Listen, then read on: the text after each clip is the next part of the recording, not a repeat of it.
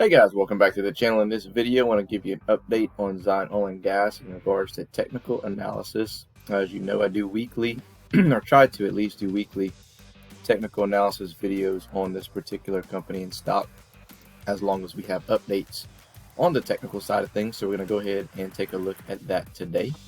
So it did just redraw the fib level. Our low is still about 4.5 cents. Our new high now is 24, a little over 24.5 cents. Okay, so interesting pattern that's kind of forming here on the 180-day 4-hour time frame, kind of a smaller cup and handle, as you see here.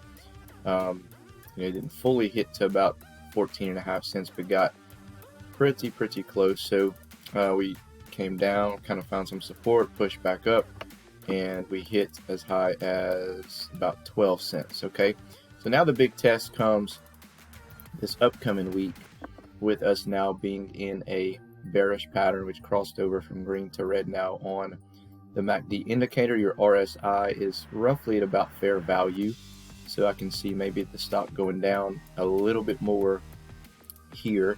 And typically what we'd want to see is it not come down, or honestly really about where it's at. If it's going to fulfill a cup and handle, you want to have it not break about midway through that cup. So this isn't a very big one. So basically right around where it's at now is what you would like to see, where we'd find support and start taking up, moving up and taking some move to the upside. The red SMA line is roughly at about 8, let's call it 8.5 cents. So if it does happen to break here and go down, you want to see it bounce off 8.5. Your current first level of support is a little over 8.5 cents currently at the moment. And your first level of resistance is going to be at right at about 12 cents. As you see here, we got to 12, we got rejected. And the one concerning thing, but not surprising thing, is typically when you see this come out on this indicator, the golden cross breakout, the red signals that we're going to be in, in for some more downside. And on the flip side of things, when you see this one here, it signals we're about to pick up a little bit of volume and shoot to the upside, hence the move from about 8 cents all the way to 12 cents, which I know is not, numbers wise exceptionally large, but percentage wise it was pretty decent for anyone who was in there. And as you see, that once this hit, the volume came for the selling side. So gonna have to wait and see. So as far as what's going on with the company, basically the warrants, I think are getting close to expiring, if they hadn't already expired.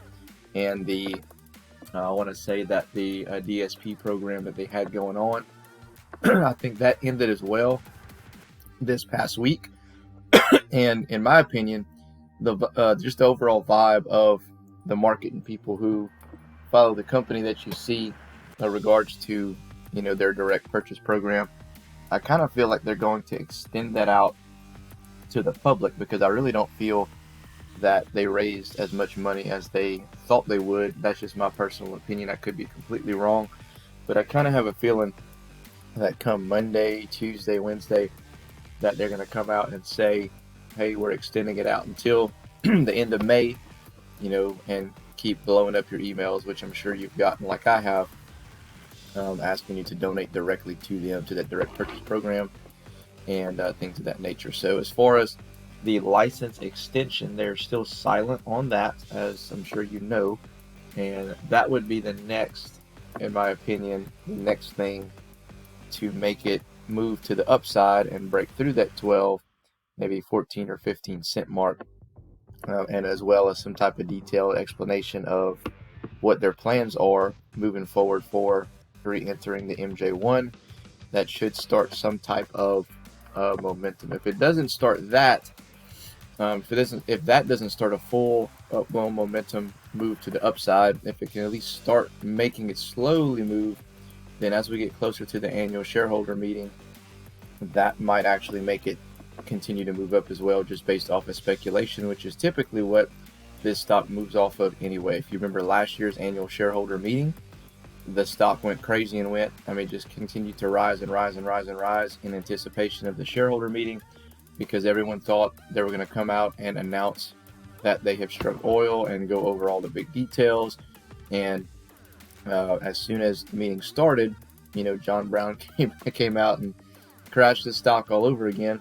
But long story short is this stock always moves off of anticipation of some type of big event. Okay, not just the annual shareholder meeting, but before then was whenever they when they purchased the rig, whenever they were still listed on the NASDAQ, it shot up from I think 20 cents all the way to like 80 something to 90 cents, and then fell down, and then all of a sudden they talked about how the rig was departing and getting sent over to Israel, and it slowly started moving up and up and up and up and up, and then it had that big run all the way up to $1.74 at one point. But it was all just based off of, again, speculation and anticipation of what could happen.